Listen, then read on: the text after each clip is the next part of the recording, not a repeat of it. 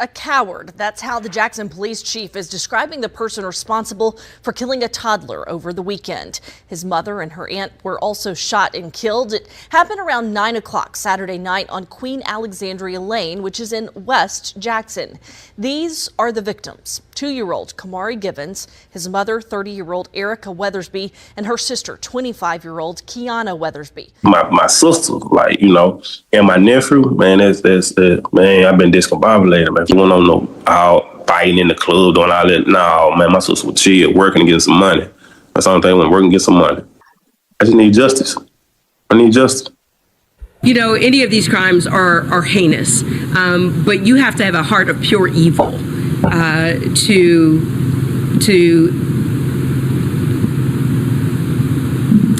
you just have to have a heart of pure evil.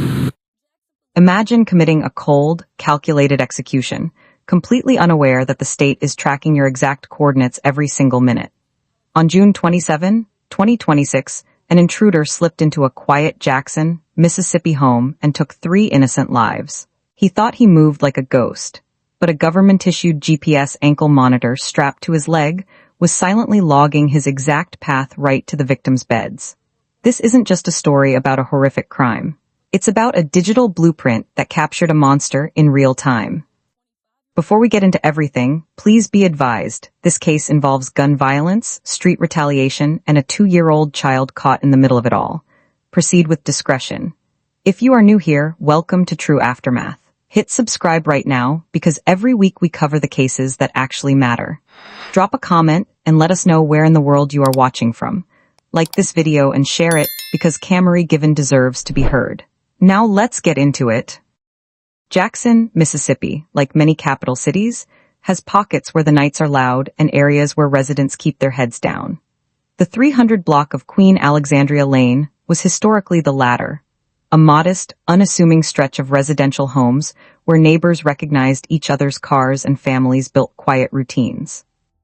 But on the night of Saturday, June 27, 2026, that routine shattered.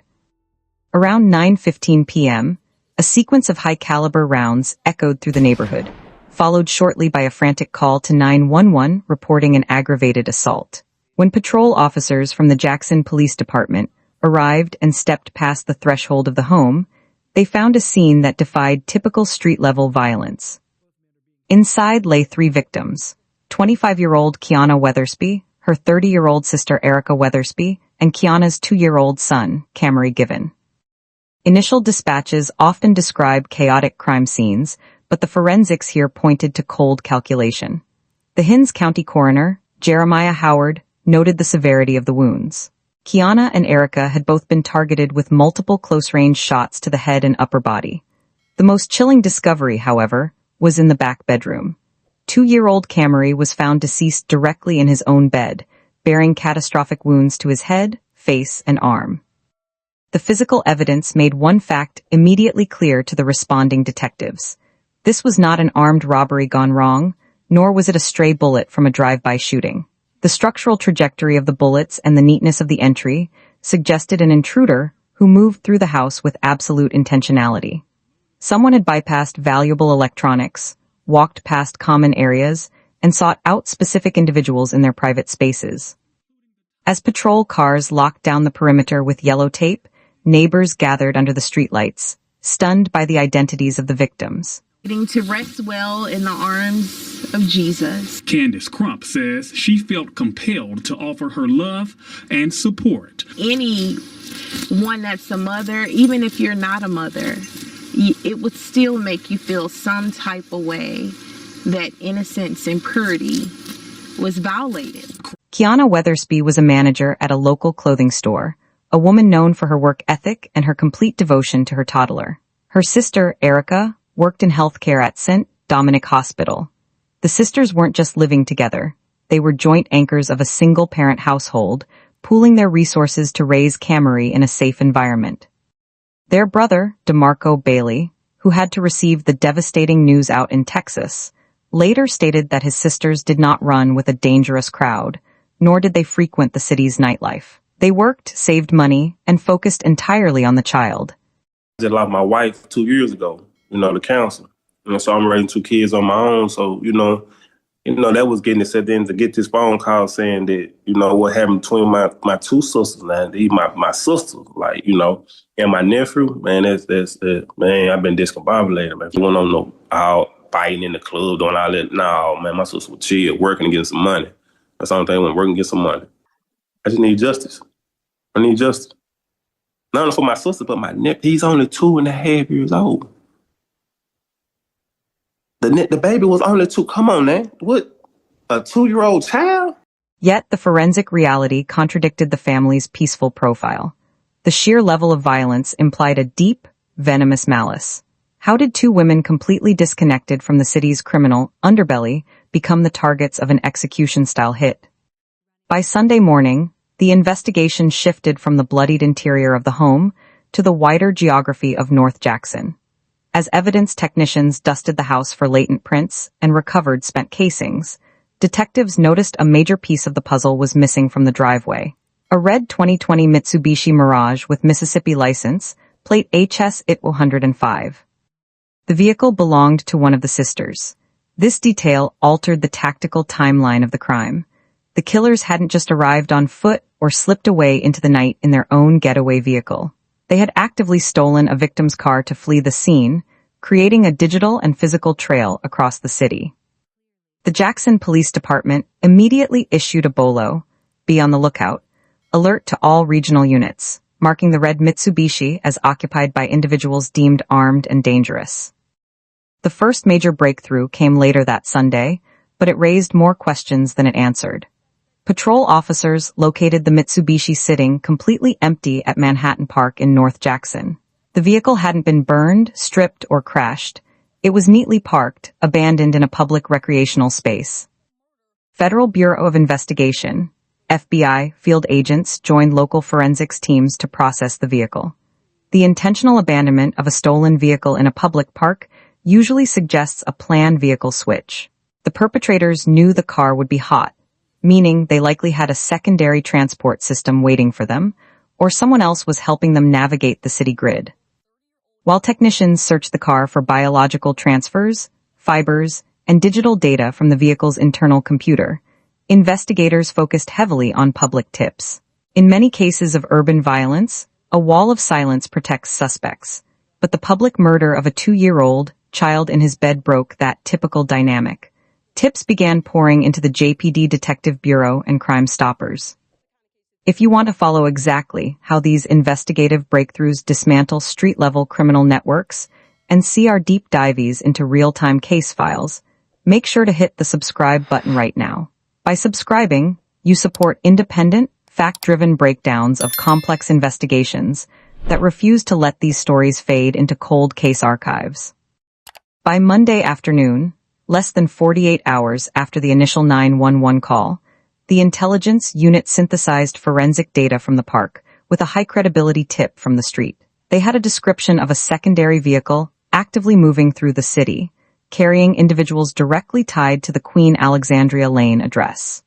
The dragnet was tightening, but nobody in the department anticipated the sheer audacity of the people they were about to pull over. On Monday evening, unmarked units and marked patrol cruisers tracked the suspect vehicle to the intersection of 18th Street and Maddox Road.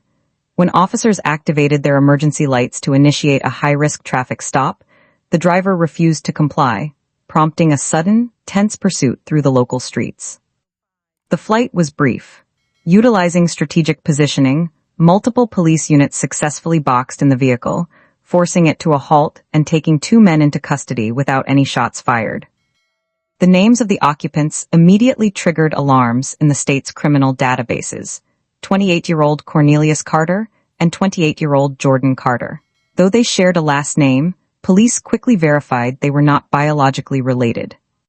A preliminary search of the vehicle's backseat uncovered an arsenal that explained why the suspects felt untouchable: a 9mm handgun, an AR-style pistol, and a distinctive gold-colored handgun. All 3 weapons were immediately bagged and sent to ballistics labs to see if the rifling marks on the test-fired rounds matched the casings found near Camry's bed. But it was a physical item attached to Cornelius Carter's leg that caused seasoned detectives to pause. He was wearing an active, stay-tissued GPS ankle monitor. This revelation fundamentally shifted the nature of the investigation. Cornelius Carter was on active parole. In the true crime landscape, an ankle monitor is a data goldmine for homicide investigators.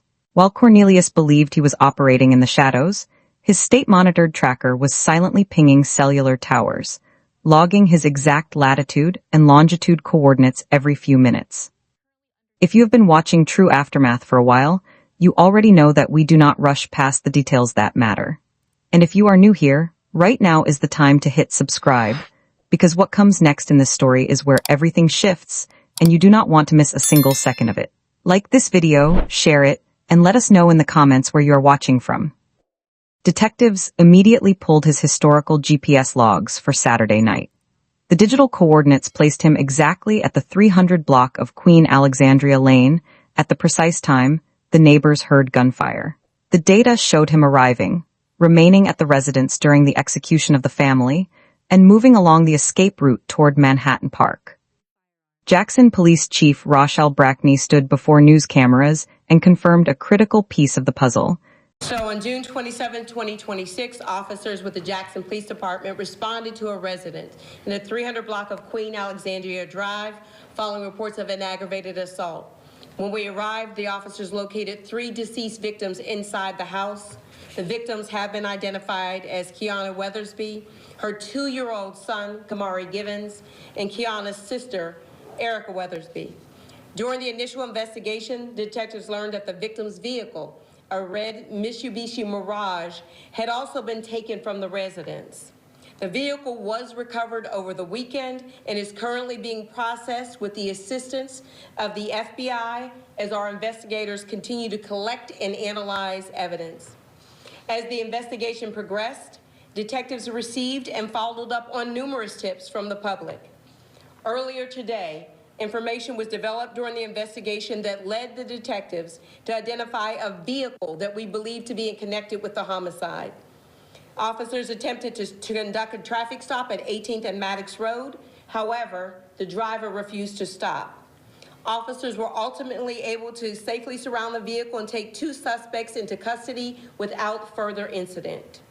Currently, as a result, Cornelius Carter, C-A-R-T-E-R, 28 years old, has been charged with capital murder and a convicted felon not to be in possession of a firearm. Jordan Carter, 28, no relation, has been charged with capital murder in this case as well. This has been an extensive investigation involving countless hours of work by the Jackson Police Department, their detectives, patrol, crime scene personnel, and our law enforcement partners. Investigators worked diligently to collect physical evidence, conduct numerous interviews, and analyze digital and forensic evidence as a result to develop the probable cause that led to today's arrest. This investigation is ongoing and remains active. The Jackson Police Department extends its deepest condolences to the family and the loved ones of the victims. We remain committed to seeking justice for the victims and appreciate the cooperation and support provided by the community throughout this investigation. The mayor and I would also like to thank our law enforcement partners, including the Federal Bureau of Investigation, the Mississippi Bureau of Narcotics, the U.S. Marshal's Office, and all of the other agencies and personnel who assisted throughout this investigation. I also want to recognize the outstanding work of our Detective Bureau, led by Detective Jackson in this case, Deputy Chief Banks, Captain Wells, and TFO Blanford, and our intelligence team and the intelligence unit and their team. They did work throughout the weekend, countless hours to follow up these leads. But we are also saying that in spite of this, our commitment is we are still determined to continue to work on bringing everyone to justice who is involved in this heinous crime. So we are asking anyone with additional information related to this case, you're encouraged as always to contact the Jackson Police Department at 601-960-1800 or Crime Stoppers. Although arrests have been made, investigations must continue, and we will follow up on any additional leads in this case. At this point in time, we will take your questions that will be answered either by anyone on our team or by the lead detective here in this case. Just have a question. Do we know what caused these guys to make this senseless act? So as we know, it's an ongoing investigation, but this was an intentional targeted act to include the killing of the child. And so, which is why the capital murder charge does exist. We also would not want to speculate on any motives to jeopardize this case. And also, do we know if, you said it was targeted, but if they were related, if they just knew them, by the way, we know they were targeted, you know why they were targeted, if they knew them, basically. Well, this is, like I said, it's an ongoing investigation right now, and to jeopardize the case with any information outside of that. Chief Ravney, are there other suspects involved besides the two you mentioned?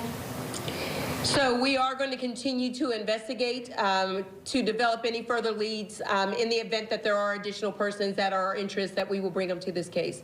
And again, when we say targeted, we want the public to know that this wasn't a random act, that someone just went past the house, or these were persons who may not have had a connection. It was an intentional attack at this home. Chief, what do you say to these grieving families? You know, as we say, and as we said that night, this is senseless. This was a heinous crime committed by vile individuals who really deserve the utmost punishment in these cases. What we can say to the victims is this. We've brought in peer support for our officers, for any of the first responders, and we are also offering that trauma and support to the families in the community who are impacted by these. It just doesn't stop with a family. It's the extended city of Jackson who is mourning. And we've heard from the nation regarding this crime and the impact that it's had across the nation. This was a targeted, intentional attack. The suspects did not stumble into the wrong house. They knew exactly who lived there. Yet, the state's digital surveillance had completely failed to prevent the tragedy. A violent felon was allowed to walk the streets with a digital tether, using that freedom to execute a family while his monitor recorded the data. This realization forced investigators to look backward into the suspects' pasts to understand how two men with a history of extreme violence were free to plan such an operation. To understand how Jordan and Cornelius Carter arrived on Queen Alexandria Lane that Saturday night, investigators had to dissect a decade worth of court files that revealed a pattern of institutional leniency. Both men were well known to Mississippi's judicial system, and both had demonstrated a complete disregard for human life long before June 2026. For Cornelius Carter, this isn't a story that started this week. It's one that stretches back more than a decade, and it includes dramatic escape from the Hinds County Jail itself. In April 2015, Carter was one of the 4 teenage inmates who escaped from the former Hinds County Detention Center in downtown Jackson. Investigators said the inmates climbed out of a broken window using bed sheets tied together as a makeshift rope before dropping to the ground and disappearing into the night. Carter was eventually captured, but that escape came just weeks after another violent accusation. Court records show Carter was only 16 years old when he was charged with 3 counts of assault on a law enforcement officer. According to the indictment, prosecutors say 3 Jackson police officers were struck by a vehicle during a February 2015 incident. Now, more than a decade later, Carter is once again facing serious allegations, this time in connection with the triple homicide that claimed the lives of 2 adults and a toddler. Jordan Carter's violent record was stark. In 2017, he was indicted on severe felony charges, including carjacking, aggravated assault for striking a man in the jaw with a firearm, and the armed kidnapping of a woman. These are high-tier violent offenses that typically carry decades behind bars. Yet, court records revealed that Jordan had received a heavily suspended sentence for the kidnapping charge, serving only 5 years in prison before being released back into the community. He had been given a second chance, which he used to rearm himself. Cornelius Carter's history was even more volatile. His record extended back to 2015, when he was indicted for a shocking act of aggression, using a motor vehicle to strike 3 separate Jackson Police Department detectives who were attempting to conduct an investigation. Even after being incarcerated for this assault on law enforcement, Cornelius refused to submit to authority. While held at the Hinds County Detention Center, he picked up additional felony charges for attempting to orchestrate an escape and causing severe structural damage to the facility. Despite showing clear signs of escalating, unmanageable violence, Cornelius was eventually paroled, fitted with a GPS ankle monitor, and allowed back into society. The realization that two violent felons with past convictions for aggravated assault and kidnapping were walking the streets together sparked immense public anger. The police department itself had felt the sting of Cornelius's violence years prior, yet the revolving door of the justice system placed him right back into the community with an ankle monitor that tracked his movements but did nothing to stop his actions. The primary question driving the detective bureau was no longer where the suspects were, but why they had chosen this specific home. If the victims were straight-laced healthcare workers and retail managers who avoided trouble, what was the bridge between them and two hardened felons? Chief Brackney adamantly refused to release a specific motive to the press, stating that doing so would severely jeopardize the integrity of the active case. However, she dropped a quiet hint that sent shockwaves through the local media. The department believed that more individuals were involved in the planning or execution of the hit. The two men caught on Maddox Road were just the muscle. The theory that a broader conspiracy existed on Queen Alexandria Lane was confirmed on Tuesday, June 30, 2026. While Cornelius and Jordan Carter were being processed into their cells, JPD tactical units executed a secondary arrest warrant, taking 25-year-old McCalla Young into custody. She, too, was booked into the Hinds County Detention Center on a charge of capital murder. Well, we have new details on a third suspect charged in the triple homicide that has shaken a Jackson community. 12 News' Marie Minifield has the latest on the ongoing investigation.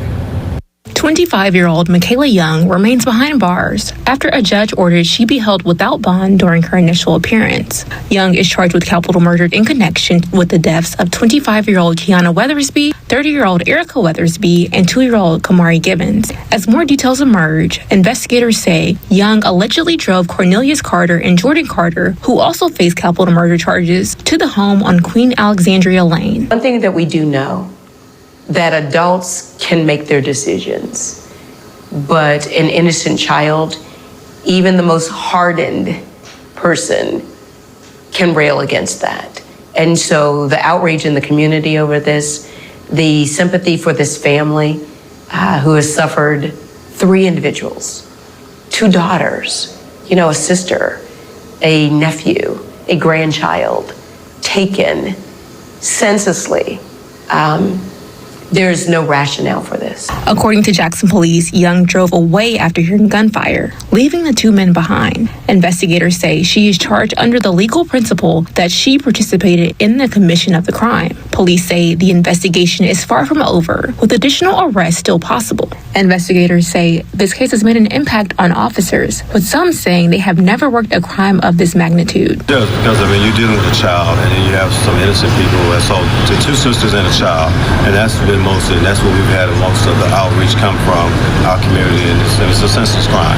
So anytime a child or anyone's murdered here in Jacksonville is a concern, but at this time, the innocence of that child has really impacted our city.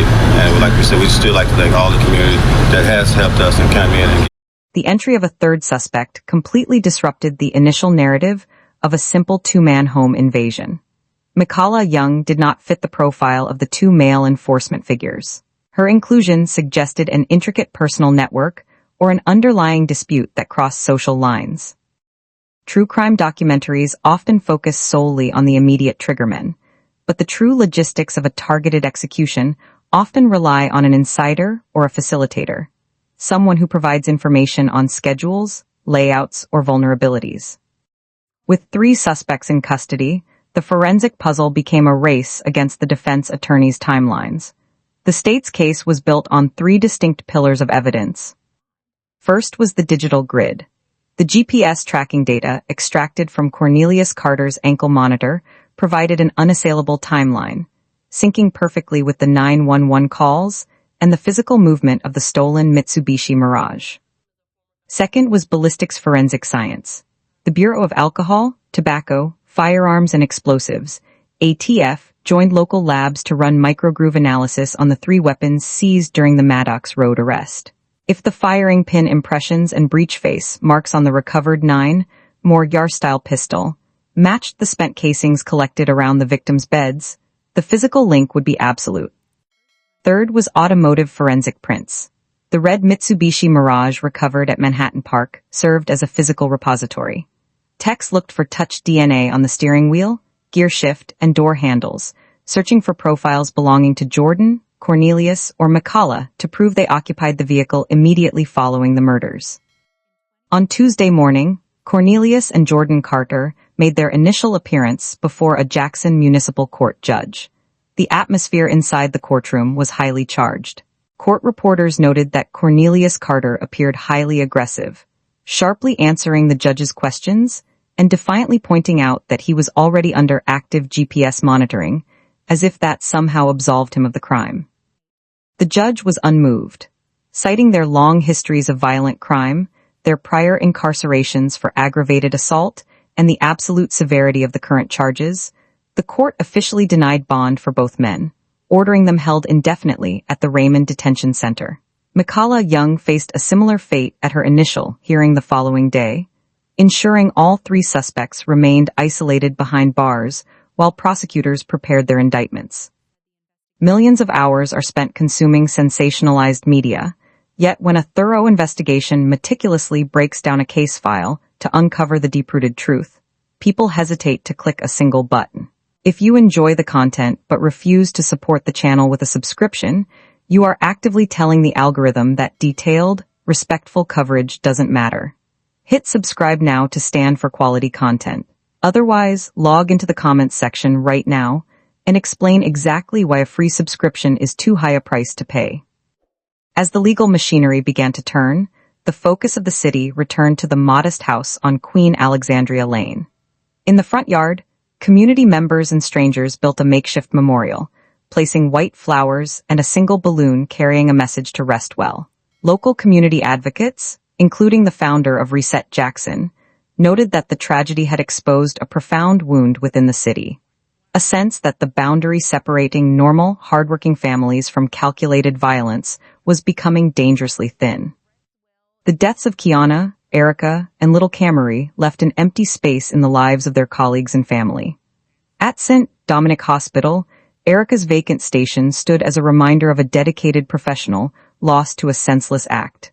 At the retail clothing store, Kiana's team mourned a manager who had spent her life trying to build a career and shield her child from the very streets that eventually claimed him. If you're committed to staying updated on this trial, ensuring that the details of the investigation are reported with accuracy, and that the names of Kiana, Erica, and Camry are not forgotten, please take a moment to subscribe to our channel. Your subscription allows us to track this case through the Mississippi court system, providing detailed updates as ballistics reports and trial testimonies are entered into the public record. The state's upcoming prosecution will rest entirely on the cold, scientific intersection of ballistics, digital tracking, and forensic print identification. The Jackson Police Department, alongside the FBI and the Mississippi Bureau of Narcotics, continues to run interviews to ensure that every individual who played a role, whether pulling a trigger, driving a vehicle, or setting the targeted hit in motion, faces a capital jury. The defense will likely challenge the accuracy of the GPS tracking data and fight to suppress the weapons seized during the Maddox Road pursuit. But the digital trail left by a state-monitored ankle tracker is difficult to argue away, especially when it places a known violent felon inside a home where a toddler slept. The legal proceedings against Cornelius Carter, Jordan Carter, and Michaela Young are only just beginning in the Hinds County court system. While the suspects remain in their cells at the detention center awaiting trial, the case stands as a stark reminder of what happens when institutional systems fail to monitor the violent actors they release. The story of Queen Alexandria Lane is no longer just an investigation into a local homicide. It is a document of a community demanding authentic justice, ensuring that the cold facts of the case speak louder than any systemic failure. This video is coming to an end, and as the screen fades to black, you have a definitive choice to make. You can either walk away as a casual consumer who took the facts and offered nothing in return, or you can join our community by subscribing to ensure this family's pursuit of justice stays in the spotlight. If you choose to leave without subscribing, do not do so silently. Step into the comments section below and let us know your reasons for abandoning a case that demands every ounce of public visibility we can give it.